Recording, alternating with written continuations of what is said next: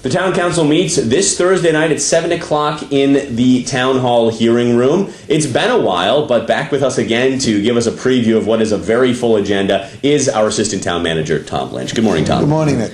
Now, Tom, plenty to talk about, so let's jump right into it right now. What we see first under old business on Thursday night is a couple of proposed amendments to the sign code, and as opposed to the downtown Hyannis amendments that we saw not too long ago, these would be town-wide sign code changes. Talk to us a little bit about this. Yes, these came from town councilors through the planning board. They were also vetted through the various business associations and I believe the civic associations. And there are two separate sign ordinances. One involves real estate signage, when you could put one in front of developed land or undeveloped properties and directional signs, and then the other one is regarding trade flags, when you can put out trade signs in front of the various businesses. So I'm sure signs are always somewhat controversial, so I think we'll have some interest in that, and we'll see how the councils do with that. We'll jump right from that into a couple of old capital improvement plan items that were left over from our last meeting regarding the water department that just need to be cleaned up. Sure. And then one that you may have already talked about somewhat on some of your shows, where there's a private road initiative on Baxter's Neck Road. We've talked about the issue in general, about how public roads are dealt with versus private roads. And this is a program that residents on a private road can enter into with the DPW. But What's the interest in this particular project? There's kind of some controversy behind it. I think we're going to see a crowd from that area. The ordinance says that was adopted for owners of private roads who want to get in on the town bidding process and be able to take advantage of our low bid and actually have us do it for them, and then pay us back. Right. We do a loan appropriation. They pay back over 20 years through a betterment process. It's 50% of the road. If they want it, then they can bring the item forward. Generally on these, we have a great deal of support for that, and there might be one or two homeowners who might not be happy, but generally it's a much higher percentage.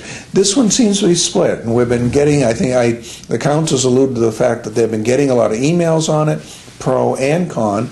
I hate to say it's not our issue while we've helped move it along, but it really is, among the homeowners and the councils as to whether they want to advance this. So we expect we'll see some passionate debate on both sides of this to see whether it moves forward or not. And ultimately, the town council makes the final decision as to whether or not the Baxter's Neck Road folks get that work done or not. That's right. Okay. That's right. A lot to talk about today, as I mentioned before, so we'll kind of forego the rest of the old business items for the time being. Except for the roosters. Oh, yes, that is true. That's been a long time in the works, Tom, so you're right. Let's talk a little bit about that. The Agricultural Commission looked at it.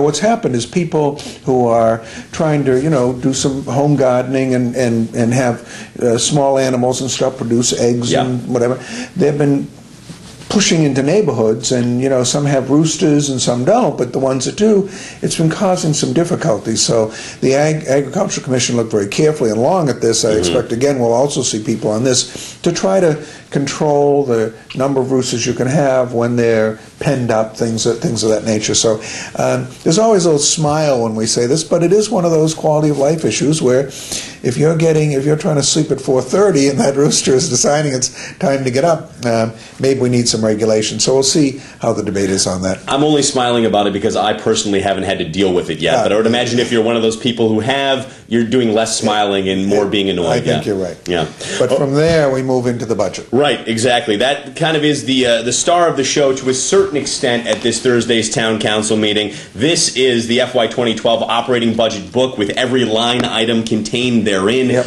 We're not going to have the budget public hearings at this meeting. That's coming up at the next meeting, but all the items are going to be read in. They'll read all the items in, and then on the 19th we'll start workshops on all of them, and that's where the department heads, and we'll get up and explain everything that's in there. On June 2nd we'll start debating the budget and hopefully moving it through and to use a whole month if necessary to get the items fully vetted and out before us. So this is the major work of the administration, the council for the year, because this sets a lot of our priorities. But we'll start it on on Thursday night, and I'm sure that we'll have a lot of citizens who will want to watch this process carefully. You and I will talk about this in more detail as we get closer to the public hearings and all the debates, but just as a preliminary statement, how do you feel about presenting this budget to the council? You know, it's a lean budget. It's the early retirement program that was adopted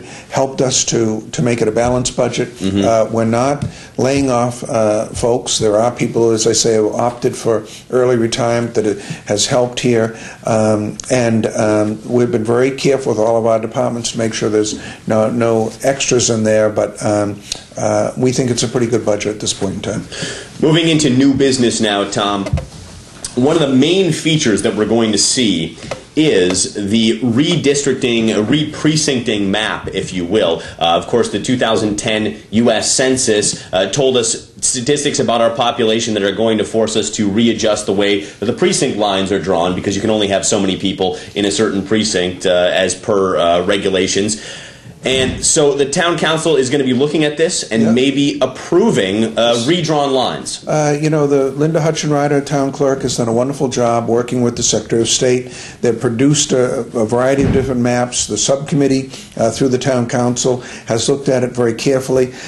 People will see the colored areas where the precincts are. There are relatively few changes. There are black lines that indicate where the precinct used to be, and then the coloring where it is. And I think overall there have been some minor adjustments, but I think councils and citizens who have been used to 13 precincts and 13 councils are going to see it pretty much the same with a few minor modifications. But something like redistricting is always have the potential to be controversial, and this one seems to have moved forward fairly smoothly, and we'll see what the councils think of it on Thursday. There were other proposals on the table. Town Clerk Hutchinrider, I remember the meeting where she was initially presenting some of the options to the town council. There was a proposal to go to 15 precincts to maybe set us up better if we wanted to do a charter change in voting by districts instead of by individual precincts. But this one seems to be, like you said, very little change at all. Do you have any insight as to why this one is the preferred option? I think they came down, and as the town council had appointed a subcommittee, they looked at it carefully,